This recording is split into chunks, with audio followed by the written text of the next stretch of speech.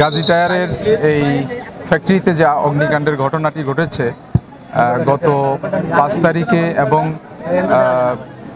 গত পরশু যে অগ্নিকাণ্ডের ঘটনাটা ঘটেছে এখানে, এই ঘটনাতে আমরা অতিরিক্ত জেলা প্রশাসক, আমাদের অতিরিক্ত জেলা ম্যাজিস্ট্রেটের নেতৃত্বে একটি কমিটি করেছি। সেখানে অতিরিক্ত জেলা পুলিশ সুপার রয়েছেন, সেখানে ফায়ার সার্ভিসের প্রতিনিধি থাকবেন, গণপূর্ত এবং বিদ্যুতের প্রতিনিধি থাকবেন। এই কমিটি ইতিমধ্যে কাজ শুরু করেছে যে এই অগ্নিকাণ্ডের ঘটনাতে কারা জড়িত, কারা এখানে ঘটনাটি ঘটিয়েছে। আপনারা জানেন যে 5 তারিখে যখন অগ্নিকাণ্ডের ঘটনা ঘটে তখন আমরা ওই সময় কিন্তু পুলিশ ছিল না। এই প্রেক্ষাপটে এখানকার রাজনৈতিক নেতৃবৃন্দের সাথে কথা বলেছি এবং ফায়ার সার্ভিসের গাড়িটা তারাই রাস্তা করে দিয়েছেন। তারা এখানে এসে তখন কিন্তু আগুনটা নিভিয়েছিল।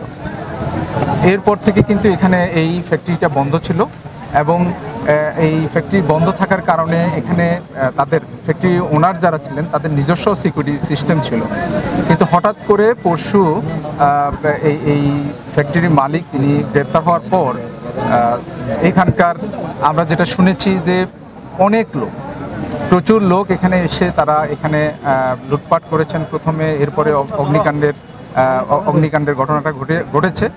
তো বিষয়টা যেহেতু আসলে এখনও আমাদের ফায়ার সার্ভিসের লোকজন ওখানে যেতে পারছে না, আমরা পুরোপুরি অগ্নিকাণ্ডটা কন্ট্রোলে আসার পরে আমরা দেখব যে আসলে প্রকৃত ক্ষয়ক্ষতিটা কেমন হয়েছে এবং আদৌ সেখানে কোনো লোক আটকা পড়েছিল কিনা এবং তারা মারা গিয়েছে কিনা, এই তথ্যটা কিন্তু এই মুহূর্তে আমাদের কাছে নেই। আমরা দেখেছি যে কিছু লোক এখানে এসে বলছে তাদের আত্মীয় পরিজন যারা এখানে আটকা পড়েছিল বলছে। তো এই বিষয়টি আসলে এখনও নিশ্চিত করে বলা যাচ্ছে না। এটি কন্ট্রোলে পুরোপুরি আসার পরেই আমরা কিন্তু এটি দেখব।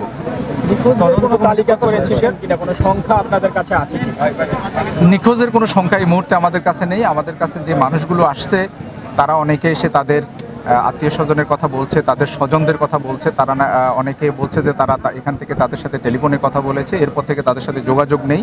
তো এটিও আসলে যেহেতু এখানে কেমিক্যাল ছিল, এই অগ্নিকাণ্ডের ঘটনাটি পুরোপুরি নিয়ন্ত্রণে আসলে তারপরই আসলে তদন্ত করে বলা সম্ভব।